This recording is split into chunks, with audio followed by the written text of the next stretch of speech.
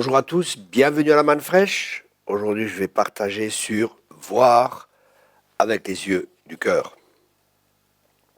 Avec moi dans 2 Rois 6, verset 15.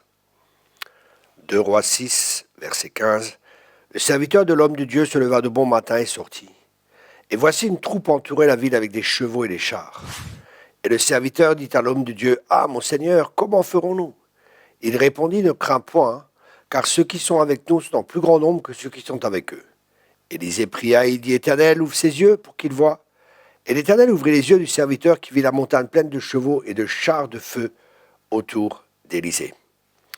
C'est intéressant, ici nous voyons deux personnes dans les mêmes circonstances. Une personne est remplie de crainte, l'autre personne n'a pas de peur et n'a pas de crainte. Et pourquoi une personne a peur et pourquoi une personne n'a pas peur ? Tout simplement parce qu'une personne voit avec les yeux du cœur, elle voit l'invisible. Elle voit le monde invisible et elle voit que ceux qui sont pour nous sont en plus grand nombre que ceux qui sont contre nous.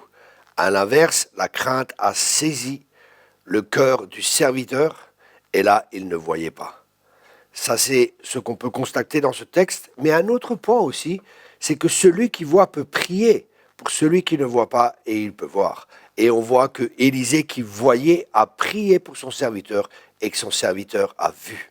Vous voyez, la manière de voir, notre perspective va déterminer notre vie.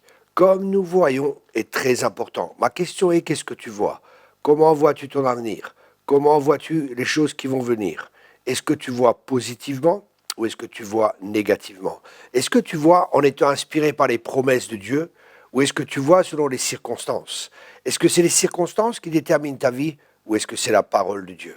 Ça, c'est des bonnes questions à se poser et je veux vraiment vous encourager à méditer la parole de Dieu, que votre cœur soit rempli de la parole pour que vous puissiez voir à travers la parole de Dieu qui est la vérité. Et ça va vous aider à vivre victorieusement. Ça ne veut pas dire qu'il n'y aura pas de difficultés, ça ne veut pas dire qu'il n'y aura pas de problème, mais ça va vous aider à être plus que vainqueur dans toutes les situations. On se revoit la semaine prochaine. Soyez tous abondamment bénis. Au revoir.